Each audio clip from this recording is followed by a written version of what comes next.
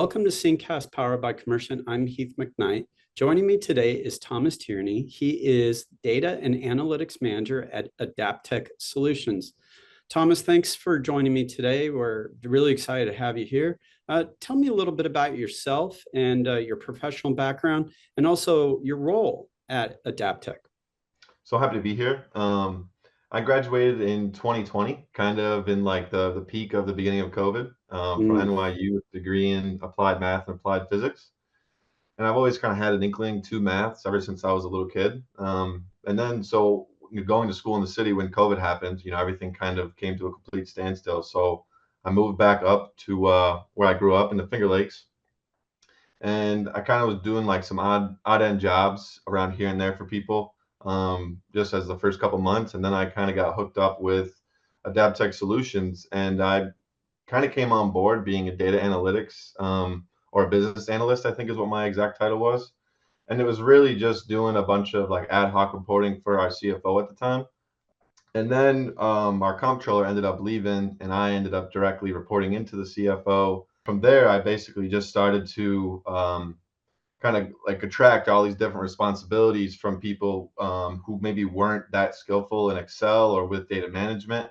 And I started to kind of own different processes. And I think where I really started to gain some momentum is when I started to change some of the models and processes in order to get better data integrity that led to more accurate reporting. And that's kind of led me to where I am now. So right now I'm in charge of pretty much all the data creation at our company, just making sure that, when things are generated, A, it has all the necessary data points attached to it, and then B, it's flowing downstream or upstream to the necessary parties so that other people in the business can leverage another user's actions. Awesome.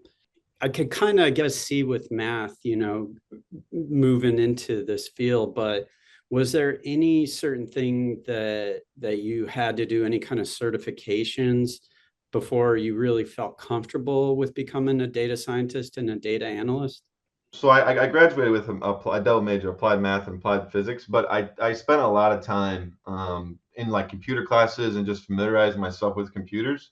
So the kind of the bridge, right, to get to where I was to being like a full-fledged data analyst wasn't as big as I expected to be, just because I had a lot of already background on like databases, how to interact with them. But actually, when I first started, we had negotiated a contract before I'd even signed with this company outside of in Rochester to basically help set up our Power BI analytics.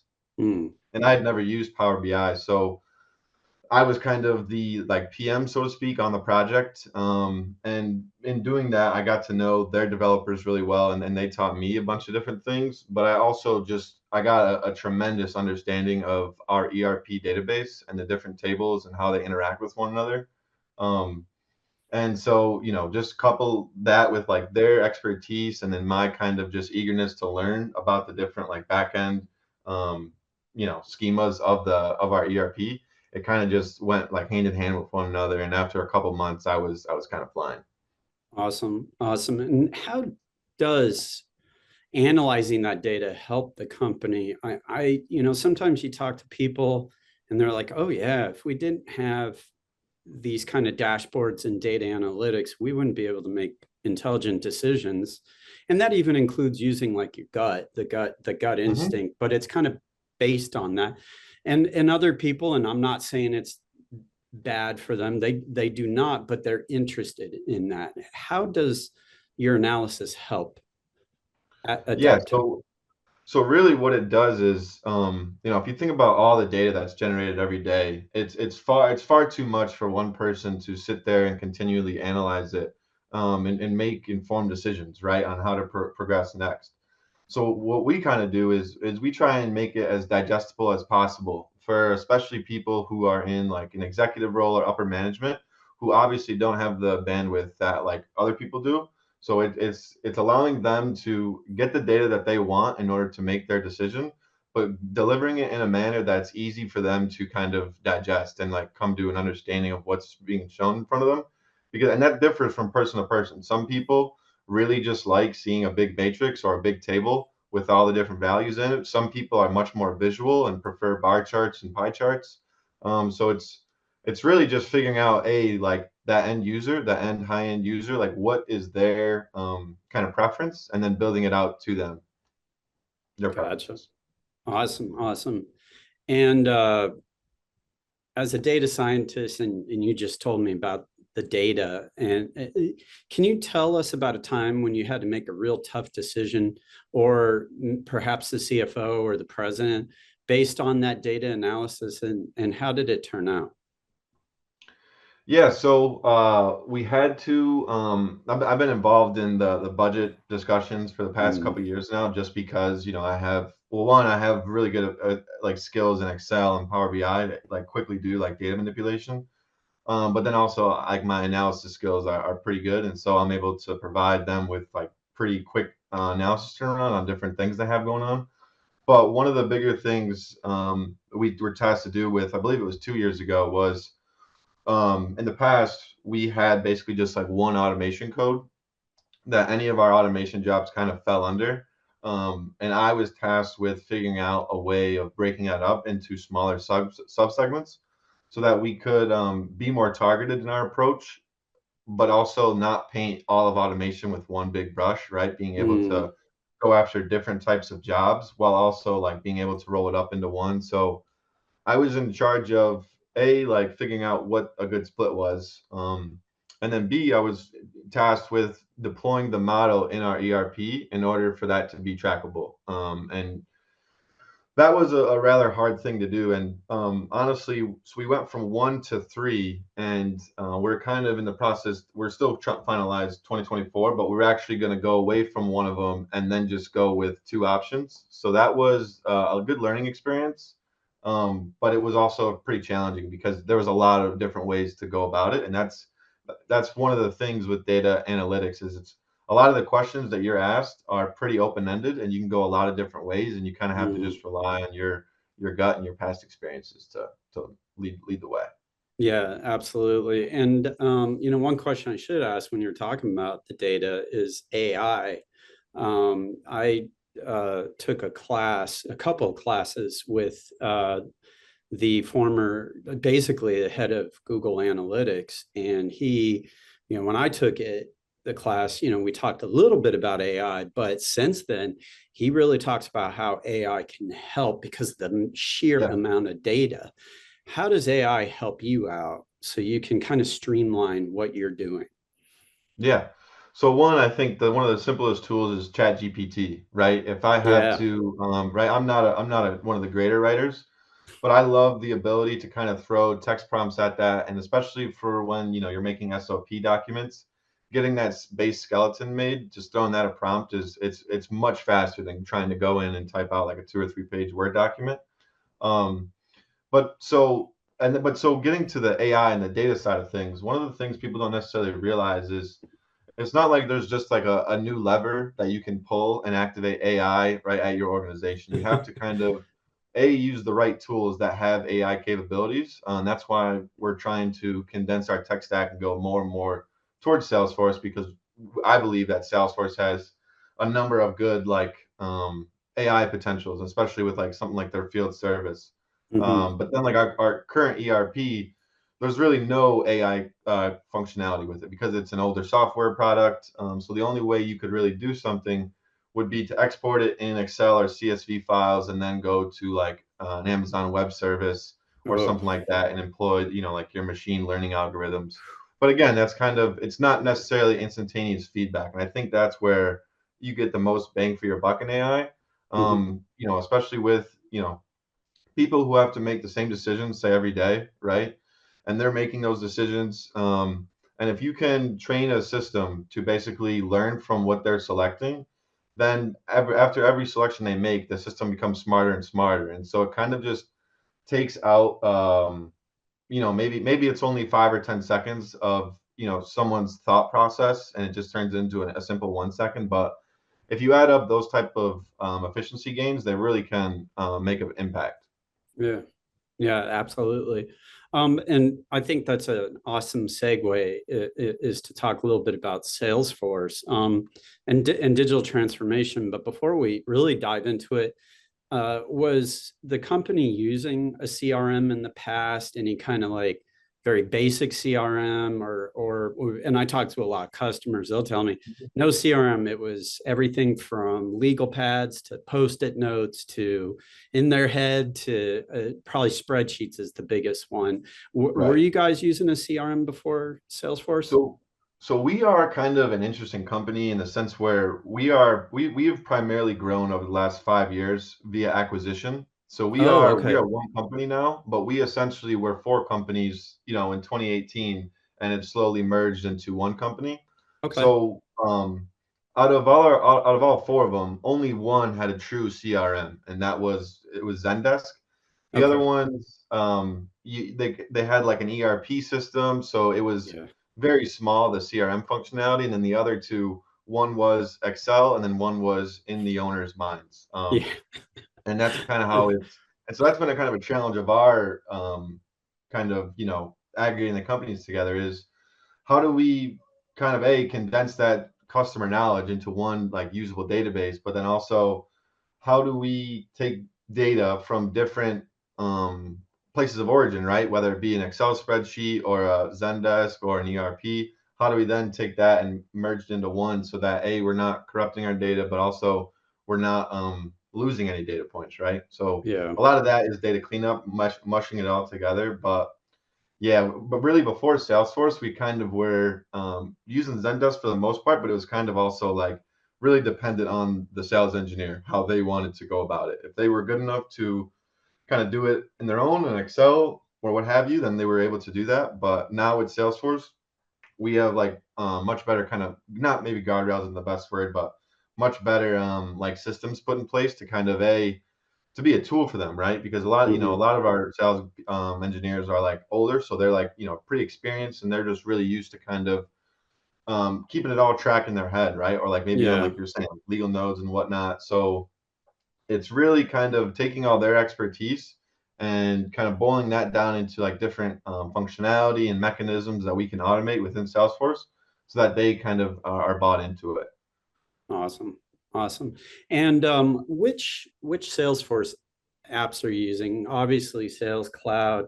I think you mentioned Field Service. Any others? Tableau is a pretty phenomenal Yep. data analytics software. I think it's the best on the market. But I think so too. So right now, like you said, we use Sales Cloud, and we also use Marketing Cloud. We don't use the Field Service Cloud yet, but okay. we kind of outlined that and identified that to be our replacement for our current system, and we hope Hmm. to implement that this year.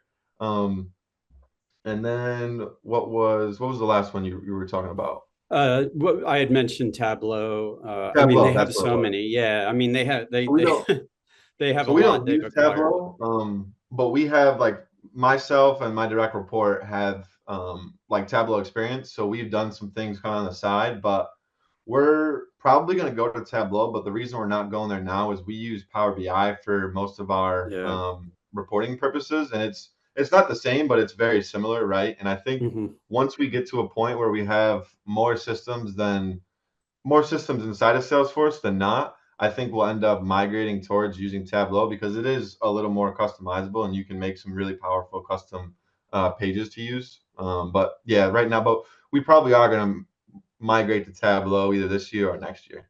Awesome. Awesome. And before we start talking a little bit about Commercient SYNC, field service management, I think I can understand why you will want to get Tableau and field service management, because then it's like really just one payment, whether it's monthly or annual. You're not Mhm. like spread out with a million different apps that may or may not even communicate and everything.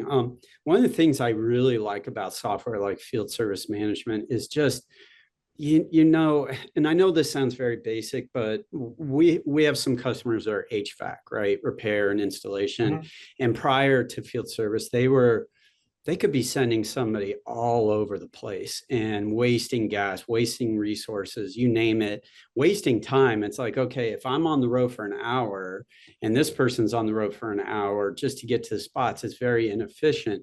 I love how they can really manage And I'm barely scratching the surface, but that's like one of the things that I find very interesting when I speak to our customers, that for the most part, it's all, they have maybe 5 people in the office, and then they're all out on the road doing repairs, installations, et cetera. I was wondering, even though you haven't,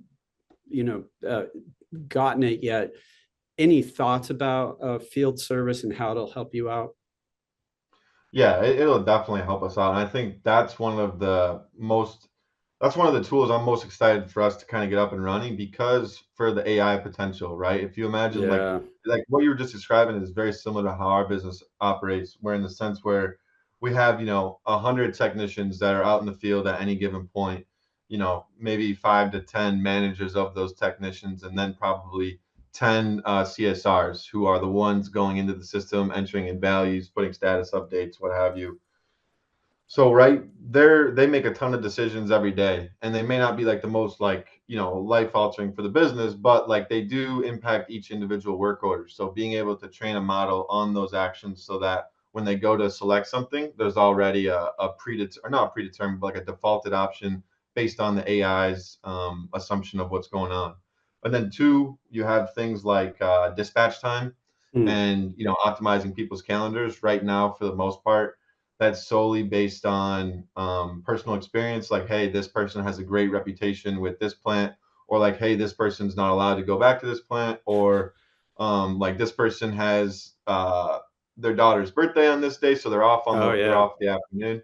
So things like that. And then like also like let's say you've moved a couple people around, being able to click, I think it's like just optimize, and it optimizes your schedule for you and move some things around. Those type of things being automated is just going to take a lot of the resource stress off of the CSRs. And I truly believe that like if we went to whenever we do go to Salesforce, we're at Hmm. 100 techs now. If we got to say 1,000 techs, Oh I yeah. believe with like the automation, we could probably keep our level of like our CSR number, or like number of CSR employees the same, just Wow. because we'd be able to scale their workload with the different automation that we just don't currently have in our current system. Gotcha. And it wouldn't like really burden them with No. yeah, so that's pretty incredible. One, I really loved how you were talking about taking kind of that knowledge, that experience, those processes, and getting it into Salesforce to help out. So if you hire new people, or if somebody says, "Hey, listen, I'm retiring," it's not that it's going to be like a huge uphill battle. It's going to be jump right in and everything. But I was wondering, how else has Salesforce helped, at least so far, your company and your sales department? Yeah. So it's helped our sales department tremendously in the fact, like I said, we're 4 different companies. So we basically had 4 separate customer bases to then aggregate. Mm, And there was some overlap, some non-overlap, but we've, represented our one jobs geographically in different areas, which has really helped us figure out how we want to distribute our sales team throughout the mhm, United States, right? And then also um Salesforce has a lot like so we have certain customers, excuse me, that we work with pretty frequently. And what we've been able to do is kind of look at win rates by customer. And we may have certain customers that have we've been awarded like very high or very high dollar job amounts. But if you look at the number of things we've quoted for them and how many things we've won, they're actually mhm. not that profitable of a customer. Um, Oh.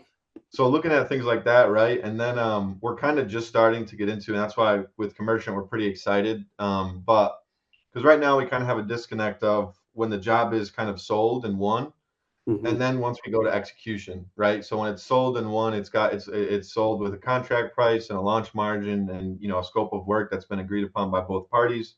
And then once it gets to execution, it's kind of out of the realm or purview of the mhm, sales team. And so, right, we don't necessarily want like our sales engineers acting like PMs because we have PMs.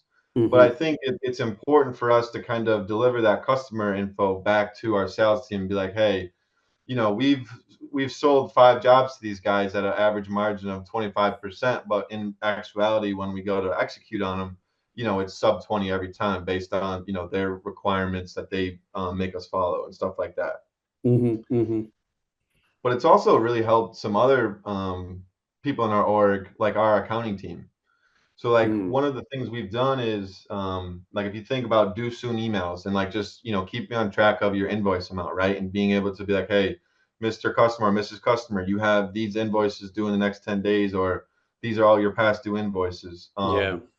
What we've done, and now it's pretty much fully automated. All I have to do is click the button to send out. But what what happens now is, so you guys, we sync our invoices daily or twice a day into our Hmm. CRM Salesforce, and then Hmm. our AR woman, she will go in there and basically just go to a specific page that we've developed for her, and she will just click all the different accounts that she wants to send invoice alerts to.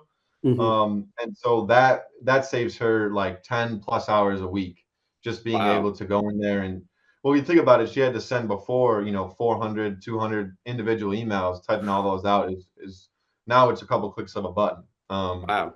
And we really hope to even go further and to get some more metrics like DSO, like days sales outstanding, and some other invoicing metrics, and kind of port that back to the accountant Salesforce, so that we can use it as a way to prioritize in our sales queue. Like, oh, this person is an excellent payer. Like, we want to put them at the top of our list, or like, the opposite, right? This person is always late. They never pay on time. Like, we want to put them at the bottom of the stack.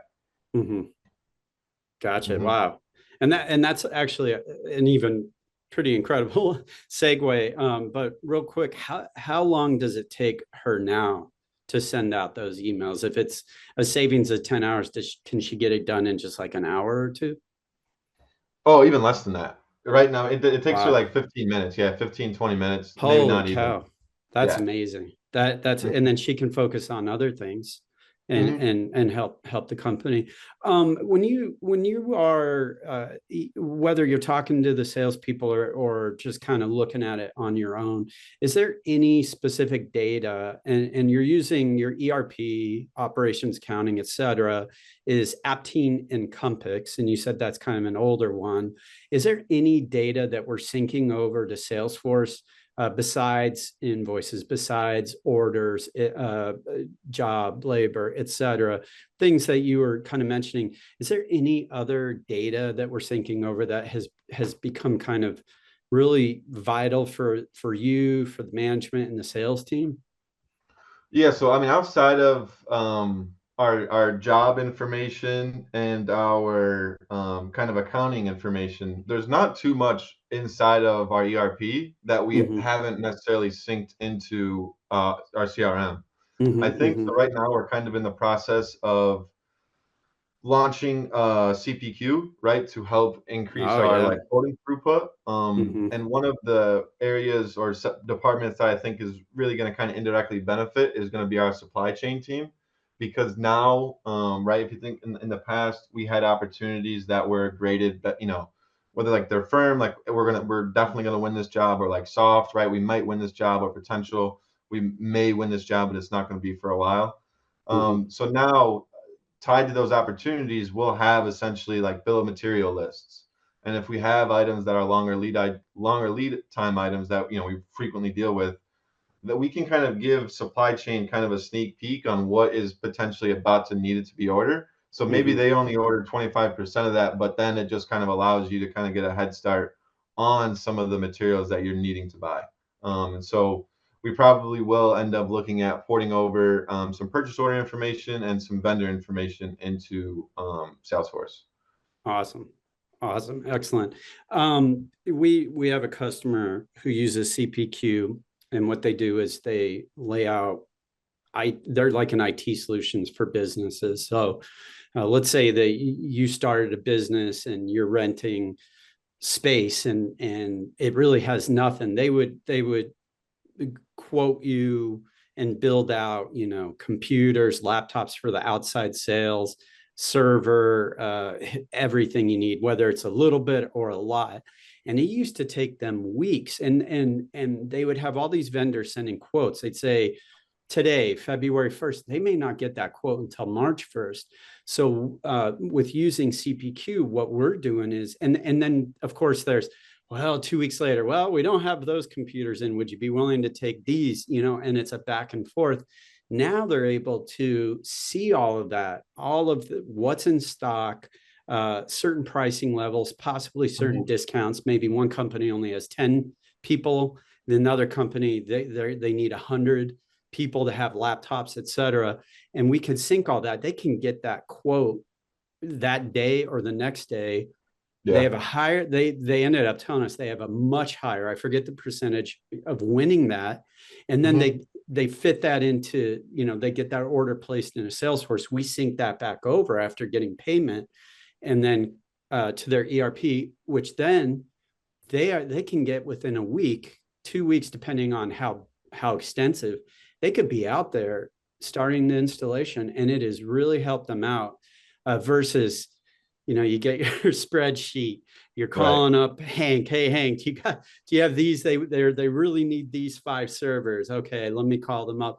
And to me, that was amazing to hear that it helped them speed up the quoting process, increase the amount of projects they were winning, and then they were getting the work done even faster, which meant really word of mouth. And the next thing they know, they're helping out, hey, my buddy owns a business, and among other things. So going a little bit back to you, outside of your role at Adaptec, if you don't mind me asking, what are some of your hobbies or interests that might surprise people that know you, and just, what do you do outside, if you don't mind me asking? Yeah. So I mean, outside of work, I really like to kind of get out in the outdoors, and do Nice. things kind of just that are outdoors. I love to ski. I love Yeah. to golf in the summertime. Nice. Um, and I like to just kind of be outdoors because with my job, right, you're a spreadsheet monkey to a degree, right? I mean, you kind of live Yeah. on, you're living in Excel, all these different matrices, and you start to dream about numbers to a degree. So it's kind of nice to kind of get like kind of unplug to a degree and not Yeah. necessarily worry about it and kind of just feel present. But yeah, other than that, the other thing I like to do is I like to kind of paint. But Oh, that's cool. really just I have a pretty good ability to kind of like visualize something in my head and then kind of it takes me a little bit, but then like kind of put it on paper or what have you. As long as it's visual. If I have to write anything, I'm not your guy. Oh, okay. That's fair enough. I knew an engineer. He told me when he got his master's, he found the one school where he didn't even have to write an essay. So, so I get it. And if you could give your younger self one piece of a career advice, which would, there might be some young people watching this that are interested. What would it be? What would you tell your younger self career wise? I definitely, I would probably tell them to focus more on communicating, like Mm-hmm. taking communicating classes and developing your communication skills because you may be really, really great at, data analytics or whatever your, job is, but you're going to run into people who don't speak your language at all. And like being a physicist, like in the way I was kind of taught, kind of helped me because we always were kind of taught, figure out what assumptions you can make based on your audience, right? Are you talking to fifth graders, 12th graders, undergrad, grad, PhD students, whatever? So like figuring out your audiences like intelligence, but also just like what they're comfortable and familiar with is something that I had to pick up like while I was kind of doing this job, but then also being able to communicate with someone because when you are really close and connected to the data like I am, you will oftentimes find the fires before anyone else does. So when Oh, you go and talk to someone about it, you have to kind of do it in a way that you're not being like an alarmist, but also you have to convey the importance of what you found and like the time frame that action needs to be taken on, right? So just being able to communicate that, but then also being able to kind of be okay when they necessarily don't go with your suggestion, right? It's easy to be when you're a data analyst to be like, you have the best idea of what's going on because you have the best understanding of the data, but sometimes you kind of just gotta, roll with the punches, so to speak. But yeah. those type of things is probably what I tell my younger self the most. Awesome.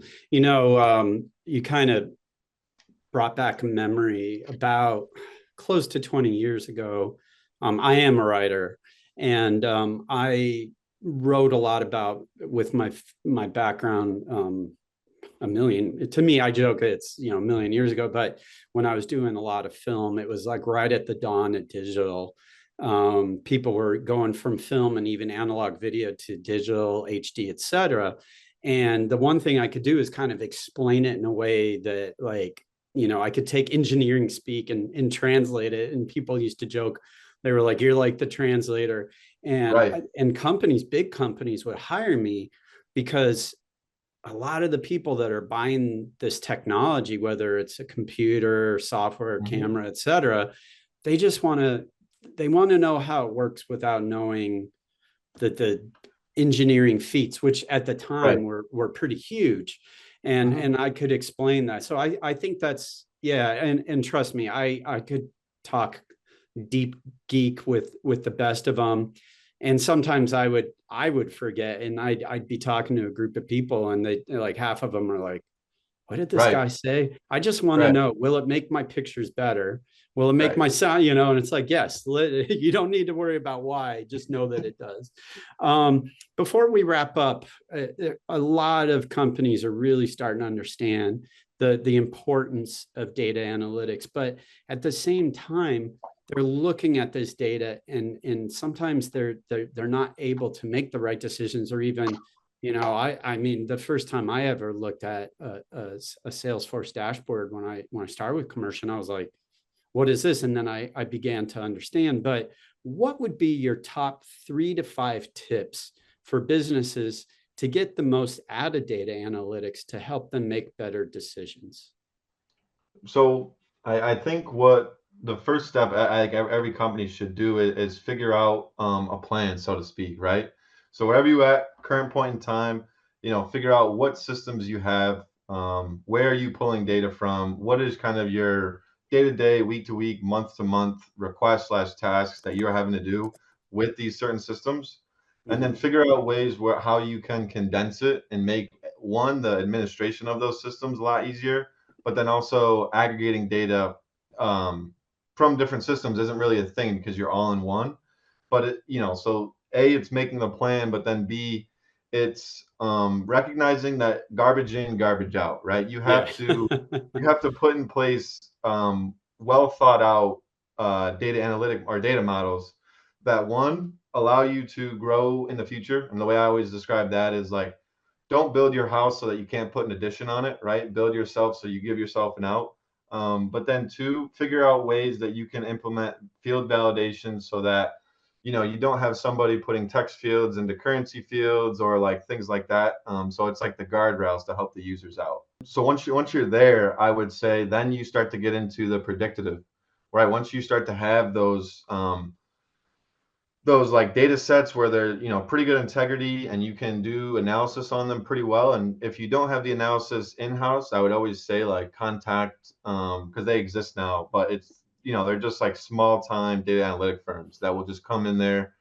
It's like a cheap employee essentially for like $100 a week or something. You just pay them to take your data, make some quick dashboards for you then to digest, right? But yeah, so it's just develop that plan for your systems overall, and then once you have that figured out, go system by system and start to develop the different data models.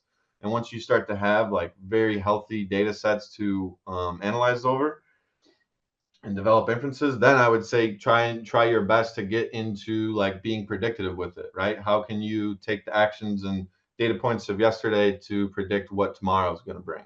Um, and then it's just make sure you're using the best tools available at any current time. And that kind of goes hand in hand with developing a system plan, right? Trying to figure out where you want to be in 3 years, 5 years, because a lot of the times people, like especially at my place, they'll be like, okay, how do I launch a field service cloud in a couple months? And it's like, well, that's not doable. That's not even a thing you want to do, right? So Yeah.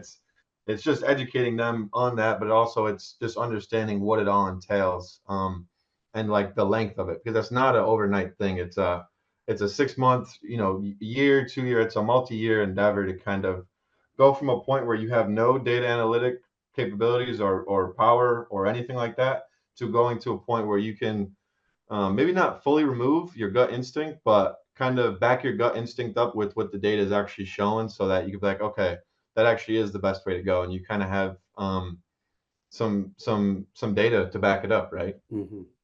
Awesome. And Thomas, how can our viewers learn more about you and Adaptec solutions? Yeah, so you can go to our website, adaptecsolutions.com, is a great way to kind of figure out. But if people wanted to connect with me, they can send an email, thomas.tierney@adaptecsolutions.com, or they can give my cell phone a ring. I'm always open to speak data analytics or just data models, data in general with anybody. It's like kind of just a nerdy thing I love to do. Awesome. And I think the last thing I'll say is I love what you just said about, you're going to be making some informed decisions, but you're still using that gut instinct. You're still using your own experience, but you're getting that analytics. So that way you're not just such a beholden to analytics, but also Right. you're not just like trying to make decisions without that. It's like a great balance. So I think that's awesome. Thomas, thank you again for joining us today. No problem. Thank you for having me, Heath. Thank you for watching and listening to SYNCcast powered by Commercient. If you'd like to learn more about SYNC, ERP, and CRM data integration, please visit our website, commercient.com. Thank you.